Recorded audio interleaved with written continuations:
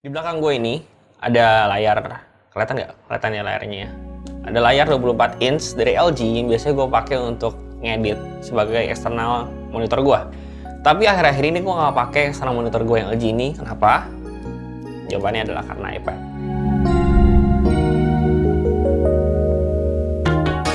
Iya betul, sekarang iPad udah bisa jadi eksternal monitor kita. Dipakai untuk ngedit bisa, dipakai untuk nonton juga bisa. Syaratnya juga gampang. Yang pertama, harusnya kita punya MacBook dulu tentunya. Yang kedua, MacBook kita harus udah diupdate ke OS terbaru yaitu OS Catalina.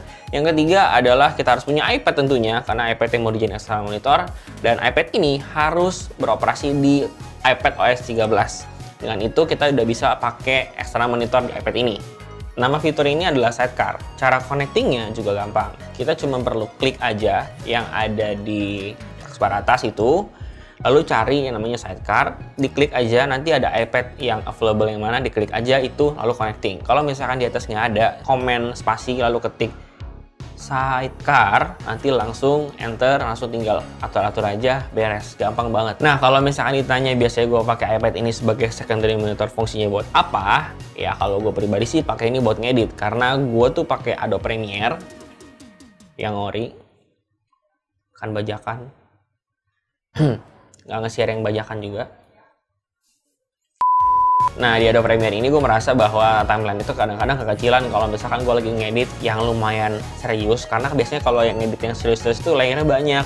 Kalau layernya banyak, itu biasanya nggak muat buat ngeditnya. Nah, solusinya adalah dengan menggunakan iPad ini sebagai eksternal monitor. Gue bisa share timeline ini yang ada di MacBook, gue bisa share ke sini, sehingga lebih luas gitu space-nya, atau programnya gue geser ke sini sehingga lebih luas space-nya. Kalau misalkan ditanya enakan mana sih, pakai monitor di belakang gue atau pakai iPad sebagai eksternal monitor?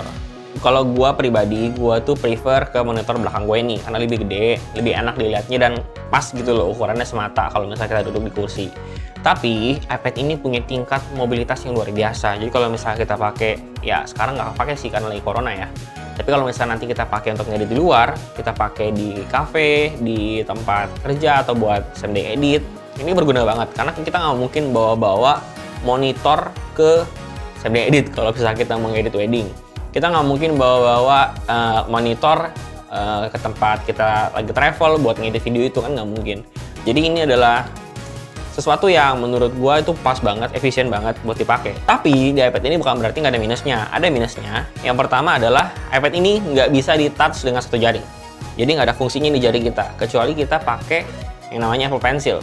Tapi masalahnya nggak semua orang punya Apple Pencil yang buat dipakai buat nge-touch. Dan lagi kalau punya Apple Pencil pun, itu jadi nggak efisien. Kenapa? Karena Apple Pencil udah kita pegang tangan kiri, tangan kanan kita pegang mouse misalnya.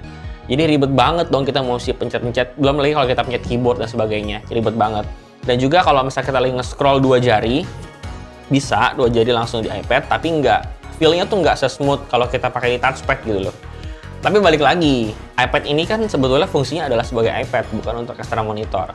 Sebagai eksternal monitor ini kan cuma bonus untuk iPad kalau misalnya kita punya iPad dan juga MacBook, bisa jadi sebagai eksternal monitor gitu.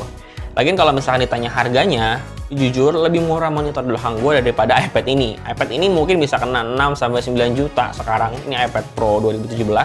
Kalau monitor di belakang gue ini cuman kena paling ya 2, something, atau sekarang lu bisa cari 1,5 juta sampai 1,8 juta, itu jauh lebih murah. Tapi ya itu tadi, mobilitasnya nggak bisa, nggak ada, bahkan cuma bisa taruh situ doang. Sedangkan ini lu bisa bawa kemana-mana. Tapi sekali lagi, ini fungsinya sebagai iPad, bukan untuk eksternal monitor. Terus pertanyaannya, berarti ini sebagai eksternal monitor buat siapa? Yang tadi gue bilang, ini dipakainya cocok buat lulu semua yang mau pakai ini untuk same-day edit, untuk travel video, atau travel foto, atau foto ngapain pakai eksternal monitor ya? Ya begitulah intinya, ini cocok banget dipakai buat orang-orang yang punya tingkat mobilitas yang super tinggi. Dipakai buat ngedit sebagai eksternal monitor. Lagian kalau misalkan buat foto juga bisa langsung di iPad sih, jadi nggak usah repet-repet buka MacBook gitu. Segitu aja video dari gua kali ini, semoga bisa berguna buat lu semua. Mungkin di rumah ada yang punya iPad tapi baru tahu sekarang fungsi iPad bisa sebagai eksternal monitor, atau mungkin selama ini mungkin udah pengen beli iPad cuman masih nimbang-nimbang, setelah tahu info ini ternyata oh kalau gitu gua akan beli iPad. Ya terserah, yang penting berguna mungkin informasi yang gue sampaikan di video kali ini. Sampai jumpa di video berikutnya. Dadah!